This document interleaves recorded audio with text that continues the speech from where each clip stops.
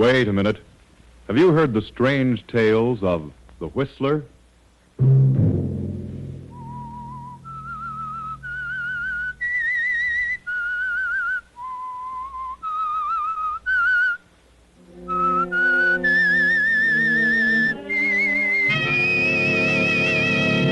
I'm the Whistler. Please don't leave me, Gerald. You mean so much to me, darling. Since you've been here, I've been the happiest woman in the world. You've nothing to fear. Andrew will never find out about us. Never. Sunday night, and again, CBS presents The Whistler. I, the Whistler, know many things, for I walk by night. I know many strange tales, many secrets hidden in the hearts of men and women who have stepped into the shadows. And so I tell you tonight the amazing story of the thief. Catherine Ford sits in the library of the Ford Mansion and ponders over the past. For 12 years now, she has been the wife of Andrew Ford, wealthy manufacturer. Andrew Ford is now retired and spending his time and money collecting gems. He has a daughter, Alice, whose mother died a few years after Alice was born. Alice is a lovely girl, and Catherine wonders what her own child might have been like at the age of 20. Catherine had a child 20 years ago, a child she hasn't seen for 19 years. She never told us. Hello? This, Mrs. Ford? Yes? Like to have a talk with you, Mrs. Ford. What about? I have some information that might interest you. Information? My name is Harry Jones. If you want to see me, come here to my home. Well, I could, but I'd rather you come to my place. My address is 217 East 20th Street, apartment 110. What's this about? I'll tell you when you get here. I have some good news for you. I'll not come till I know what your business is. Oh, this is no kidnapping trick. I've really got some news for you, interesting news. What about? About George Watson. George? Very well. I'll come right now. The address again? Apartment 110, 217 East 20th Street.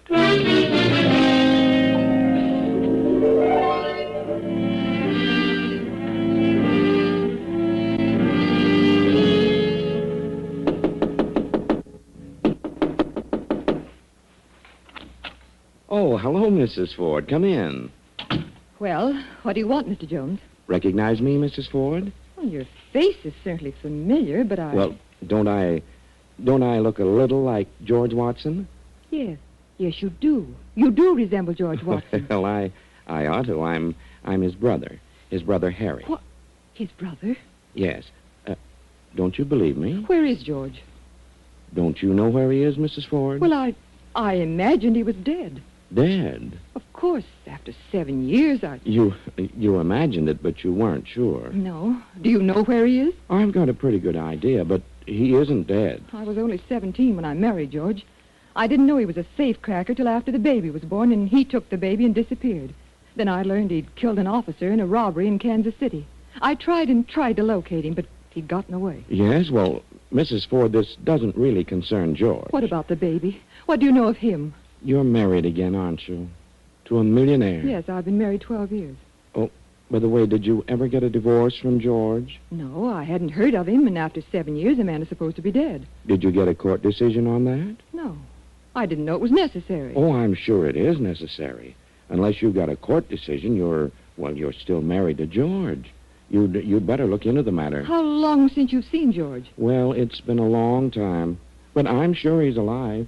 After he left you, he came to my place with the baby. He stayed with us for a while, and then he pulled this bank job and had to disappear. I heard from him a few times, but I haven't seen him. Where's my son? About a year ago, I found out who you were. Now, well, things have been kind of tough for me lately, so I thought I'd get in touch with you and see if you couldn't do something for me. I've not been able to work for some time. I had an accident over a year ago. Where is my son? Oh, he's here, Mrs. Ford. Oh, may I see him? Oh, yes. That's why I asked you to come here. Do you call him Gerald? Yes, call him Jerry for short. Oh, he knows I'm his uncle. I've told him that his father is dead and that someday I'll find his mother, but now I've I've spent considerable money on Jerry, and, well, now that I've found you, I thought you might like to take him over and sort of reimburse me a bit. Oh, of course, I'd be glad to. How much do you want? Well, George sent us very little, so I'd say 18 years at $400 a year would be to $7,200. Would that be all right? $7,200? Well, I don't think I could get that sum all in a lump. I could certainly use it. I'm way in debt, doctors and so forth. But I could pay you as time goes on. All right. By the way, does your husband know about your marriage and your son? No, I've never told him. I can give you 1,000 now. Oh, all right. Of course, I'll expect you to take him off my hands now. I've told him all about this. I understand. But if I do take him to my place, how will I explain to my husband? Oh, I've got that all figured out, and I've told Jerry about it. He understands. You tell your husband that your nephew is arriving in town, and he's going to live with you, and later on you can make your own plans. Very well. Oh, may I use this pen? I'll write a check. Yes, yes. You should be grateful for this. You can give your son the things that he deserves. Very well. He'll be my nephew, George Watson. I'll pick him up here tomorrow. But first, I must see him. Oh, certainly, certainly. Jerry! Jerry, come in here. Yes, Uncle Harry? Come in, son. Come in. Jerry, this is your mother. Yes, I know. I knew you were coming, Mother. Gerald, darling. Uncle Harry, she's beautiful. Are you sure? Oh, yes, son. I'm sure she's your mother. And her name is Catherine. Looks just like George, doesn't he? Oh, yes, just like... Oh, Gerald. Gerald, my darling. I just can't believe it. You're so lovely. You're not at all like I imagined. I thought that... Oh, darling, this is the happiest moment of my life. You don't know what it means, Gerald. For 19 long years. No. I understand, Mother. Oh, I'm sorry, darling. Well, now what do we do? You understand my situation, Gerald. Yeah, I'm sort of a ghost out of the past. So I guess I'll have to be your cousin or your nephew or something. Then tomorrow I'll pick you up, bag and baggage, and take you to my place. You're my nephew from, well, we'll say Kansas City. Well, that's good. Kansas City. Oh, and darling, I'll try to make up for all those long years. I'll try so hard. I'll call for you at 3, and we'll get some new clothes and everything. Oh, thanks. I could sure use some. Oh, it's late. I must run along now. Could I see you a moment outside, Harry? Oh, I'll leave. Good night, Mother. Good night, darling. Here's your check for 1,000. Mhm. I'll give you more as soon as I can. Oh, believe me, I'm so grateful. He's a lovely boy. 20 years. Doesn't seem possible. No. I'll see you now and again, Mrs. Ford. I'll expect a little as often as Oh, possible. yes, of course. I'll do my best. Yes, you wouldn't want your husband to know. Why do you keep saying that? I don't like that. It sounds almost like Oh, blackmail. Mrs. Ford. Well, I'm sorry. I didn't mean it that way. Good night. I'll see you tomorrow.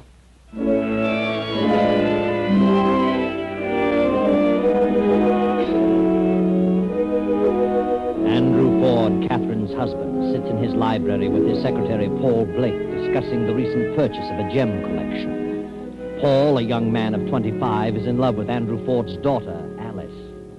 Well, Mr. Ford, I'd say you made a good deal on this collection. Some nice pieces here. Yes, I think so, too. Going to have some of these things reset for Alice. Her birthday is coming up in a few weeks. Yes, I know. I'll bet you do.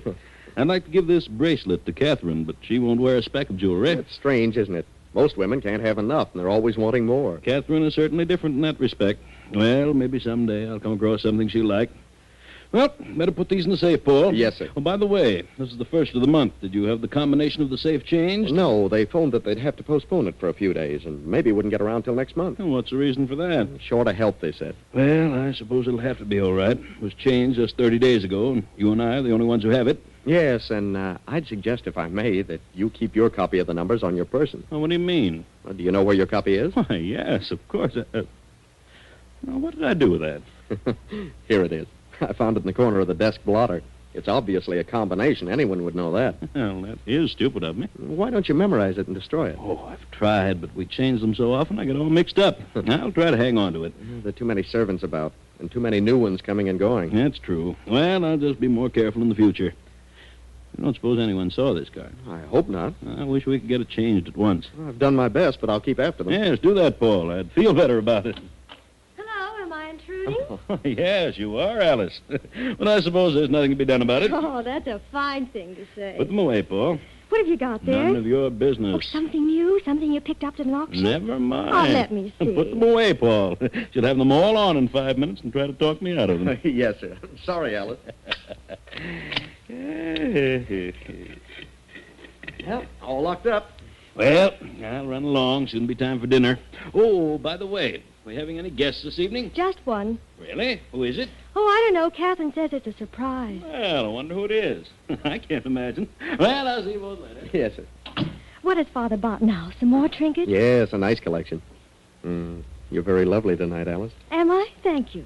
Show me what he got. Oh, I can't do that. He wouldn't like it. All right, I can wait if you're going to be mean. Alice, why don't you let me speak to your father? What about? Why, about us, you and me. Go ahead, speak to him. But I can't do that without your consent. You know I love you, but I can't ask him till you say the word. What word? What word? Well, that you'll marry me if your father gives his consent. You do love me, Alice. Paul, I don't know anyone I like better, but, But what? well, I'm just not ready to get married yet. Oh, lots of girls get married before they're 20. But anyway, I'll keep on asking you. You mind? No, not at all. I just want to be sure. Oh, hello, Alice. Paul. Where's your father, Alice? Hasn't he come in yet? Yes, Mother, and he's in his room. Oh, do you mind asking him to come down, Paul? Oh, certainly not, Mrs. Ford. Oh, before you go, Paul, I want you to meet my nephew. Alice, this is Gerald Watson, my stepdaughter, and this is Paul Blake. Well, it's a pleasure. How do you do? Your nephew? How nice. I didn't know you had a nephew, Mother. As a matter of fact, she'd forgotten about it herself. You see, Alice, I've been living in the West. I just got in town this afternoon. Is Gerald a surprise guest, Mother? Yes, Alice. Gerald's going to stay with us until he gets settled here. Oh, how delightful. What do you plan to do? Oh, I don't know. I'll get into something. For a week or so, I'm just going to look the country over. Beautiful place here. Oh, wait till you see it all. There's everything here. Hunting, fishing, riding. That's for me. Oh, great. We can have a lot of fun. How about a ride first thing in the morning? Before breakfast, the trails are gorgeous. All right with you, Alice. Mother, where on earth did you discover such a charming nephew? Pardon me. I'll get Mr. Ford. Oh, Paul, I thought you'd gone for him. I'll just ring him on the house phone. Mr. Ford? Mrs. Ford would like you to come down to the library. Yes, now. Very well. Wait till you see my new horse, Jerry. Wonderful. And we have one you'll be crazy about. It's Western, too. How long did you say you intended to stay? Well, I don't know. Maybe several weeks. Oh, marvelous. He's going to take an apartment in town. Perhaps I can help him locate something. I know of a few places that might interest I'll you. help you find something, Jerry. Oh, thanks. Do you like to dance, Like Jerry? it? I'm crazy about Oh, it. wonderful. I know the best places in town. Well, Catherine, what is it? What's happened? Oh, who's this? The surprise guest? Yes, Andrew. Just off the train. This is my nephew, Gerald Watson. Glad to know you, Mr. Your Ford. nephew? Well, I'm glad to know you, Sam. He's my sister's son. Sister? Well, I didn't even... Yes, I had a sister. I lost track of her. You know how it is when families get separated. Well, you're quite welcome here, Gerald. Thank you. Just on a visit, or are you planning to settle Oh, here? he's going to settle here. Aren't you, Jerry? He's going to get into something. Well, maybe you could help him, Father. Hmm? Yes, perhaps I could. You'd better finish dressing, Andrew. Dinner will be ready in a few minutes. Oh, of course. Will you excuse me? I'll be down in a moment. I won't be 5 minutes. Come along, Jerry. I'll show you to the guest room. Do you like a sunny room in the morning? I know just the one. You'll love it. Anything you say, Alice, will delight me. You, say your nephew is just in from the West, Mrs. Ford? Yes, Paul. Why? Oh, nothing. I just asked. Charming fellow.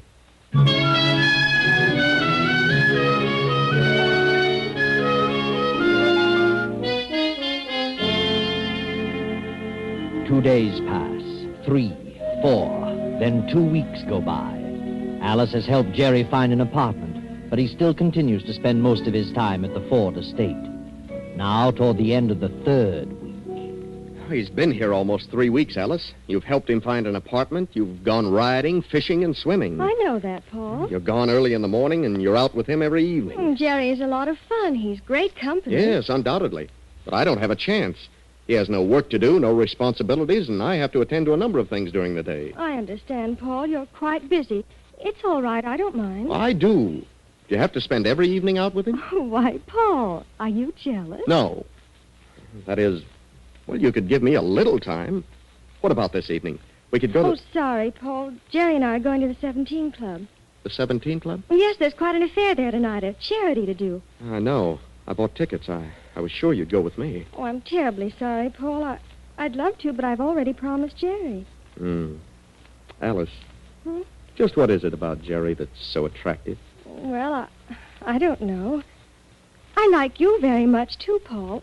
I mean that. But with Jerry, I don't know. It's different, is that it? Oh, Paul, you're always absorbed in your work. You and Father are forever poring over those collections. You never ride, never play golf, no swimming. You're such a serious sort of person.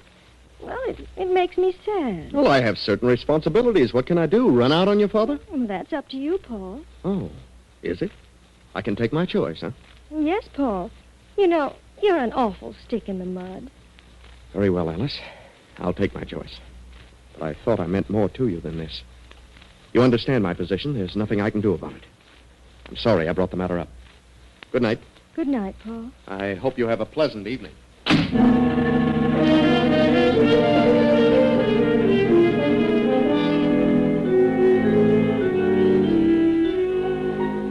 3 more weeks pass, and Paul and Alice continue on unfriendly. Jerry still has found no business connection to his liking, and he manages to spend much of his time at the Ford estate.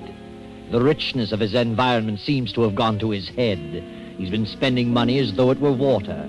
And Catherine finds her allowance taxed to the limit. What is it, Gerald, darling? What's wrong? Come in and close the door. I've got to have a talk with you, Mother. Of course.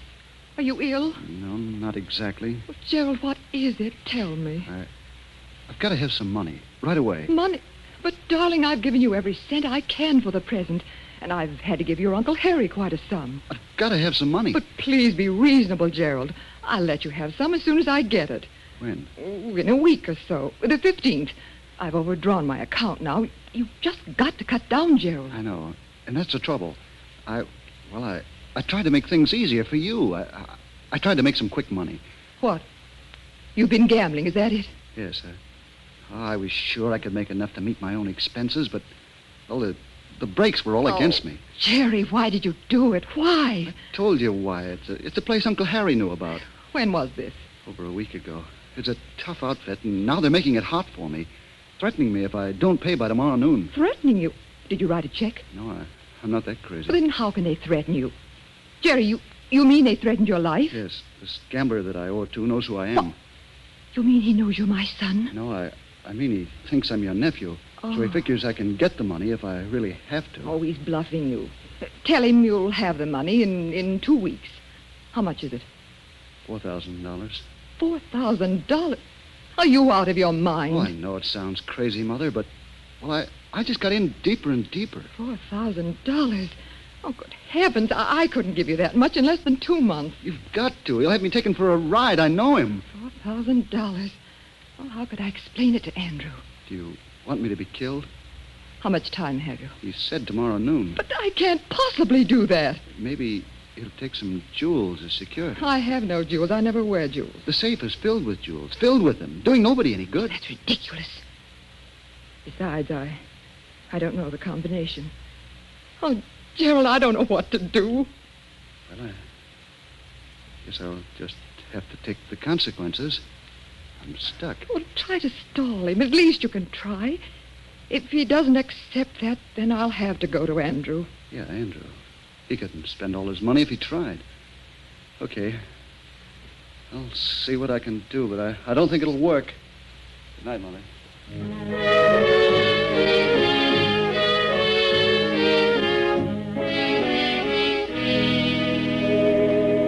The next day, Andrew Ford steps to the safe, and after a few twists of the dial, the door swings open. He takes a long velvet-covered case from the safe and places it on the desk, opens the lid. Great Scott. Bracelet, emerald ring. Paul! Paul, come here. What is it, Mr. Ford? What's wrong? Look in that case. The diamond bracelet is gone. Yes, and the emerald. And several other smaller pieces. Well, how do you like that? 5 pieces gone. Is the combination set? Of course. Can't understand this. Why do you suppose the other pieces were left? I wonder. Only you and I know the combination. That's right, Paul. And you certainly wouldn't steal your own jewels. No. Well, that sort of puts me in a very embarrassing position. Unless... Unless what? The card you left on your desk bearing the numbers. Do you suppose, well, that someone in the household did see that? You mean Alice or Catherine? Why, that's ridiculous. Jerry wouldn't know because I found the card before he came here.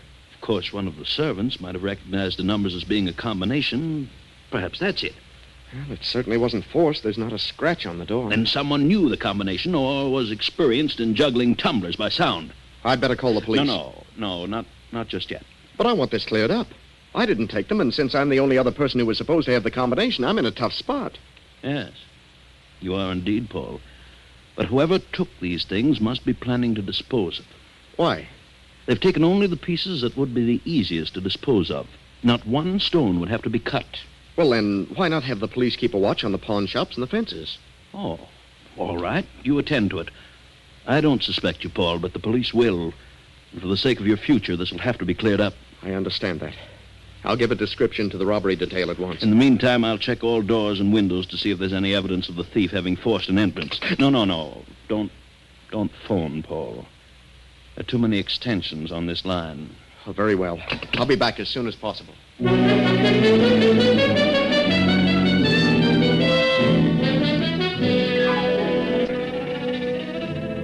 Paul hurries into town to make his report to police headquarters. Meantime, Andrew is inspecting every window and door of the mansion. Finding no clue of a forced entrance after 2 hours, Andrew decides to give up and return to the library. The library door is slightly ajar, and as he stops, he hears voices coming from within. Darling, I don't understand. Why must you leave me? I can't stay here forever. Why not? Well, suppose Andrew finds out about us. Oh, can he? He never know. Yeah, but he might. And the thought of it gives me the jitters. Oh, Gerald, please don't go. You mean so much to me, darling. Since you've been here, I've been the happiest woman in the world. Oh, we can meet now and then, out of town. Now and then. How can you say such a thing? I couldn't stand it.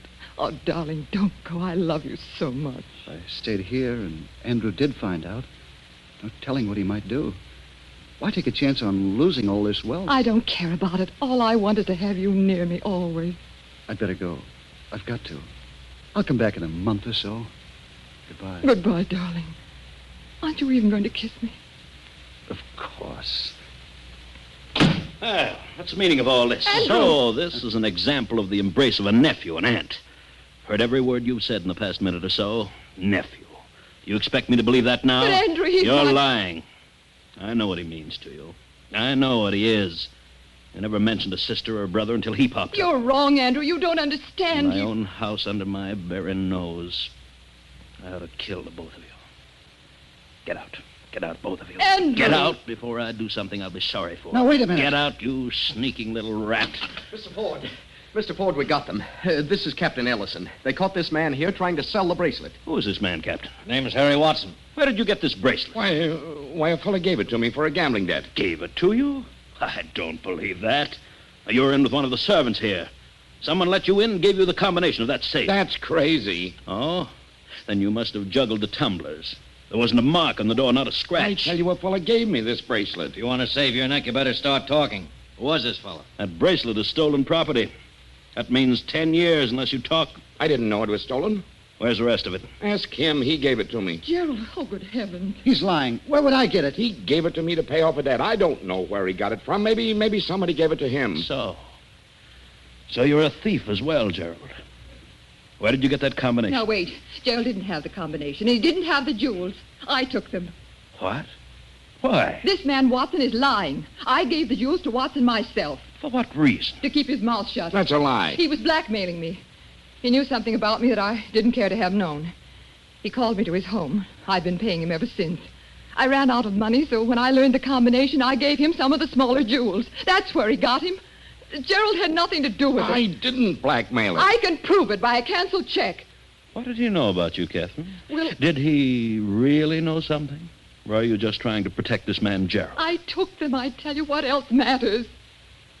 Catherine, I don't believe you. I paid Harry Watson because he found out that Gerald was my son. What? Your son? Yes. When I was a kid, I married George Watson, Harry's brother. Shortly after Gerald was born, I found out that George was a crook. He almost got caught in a vault robbery.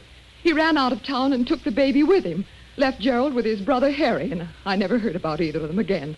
I knew nothing of Harry until he called me. He says George is still around, but I thought that after 7 years, a man is legally dead. He said, I'm not really married to you unless the court gave that decision. I didn't know that. Well, Watson, she has the check. You're stuck with blackmail. She's lying. I never mentioned blackmail. I never threatened her. And what's more, I didn't even say Jerry was her son. You did. I told her Jerry was her nephew. I asked her to help the kid out, give him a chance to do something. I've never done much for him, and I was too old to do much now. Why, you said you raised him. I was even paying you for that. I did raise him, but I didn't say that he was your son because he isn't. He's my son. I can prove it. Your son died a year after George left him with us. I can prove that. You're just trying to railroad me. You took those jewels and gave them to Jerry. Wait a minute. You opened that safe, Catherine? Yes. Then prove it. Step over there and open it now. Open it? Yes, open it. You see? You can't. No. And where did you get that combination, Jerry? I didn't have the combination. She did give them to me. And as far as I can see, all three of you are stuck. Oh, no, Captain. Jerry and Harry Watson are stuck, but not Catherine. Because Jerry can't prove he didn't know the combination, and Catherine can't prove she did. If Catherine thinks this boy is her son and she's trying to protect him, the only way she can prove she opened the safe is to open it now. And she'd do that if she possibly could. Hand over the rest of those jewels, Jerry. All right. Here they are. I'm telling the truth about Jerry. Yes? Maybe you are now. But if Catherine was willing to sacrifice herself for this boy, then you must have convinced her that he was her son. You can take them away, Captain. I'll prefer charges in the morning. Yes, sir. Come on. Oh, by the way, Watson, I'd like to talk with your brother George. Well, George was killed by the police in Kansas City 3 weeks after his baby died. Oh? You see, Catherine, you've just been the victim of a couple of clever schemers.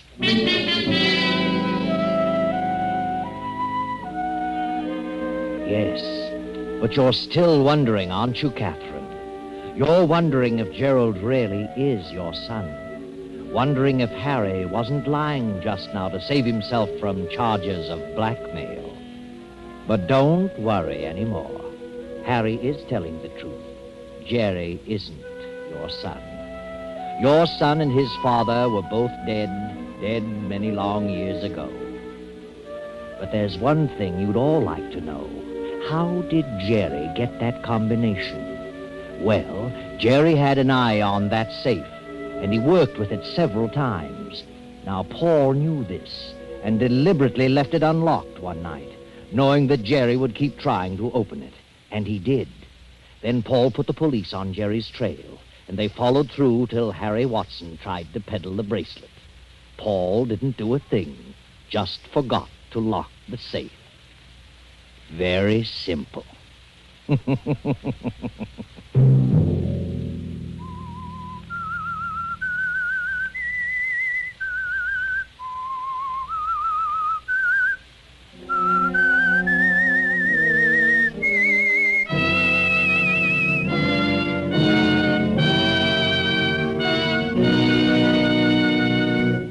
CBS has presented The Whistler. Original music for this production was composed and conducted by Wilbur Hatch. The Whistler is written and directed by J. Donald Wilson and originates from Columbia Square in Hollywood. Next Sunday night at 8:30. I, the Whistler, will return to tell you another unusual tale. Good night. This is the Columbia Broadcasting System.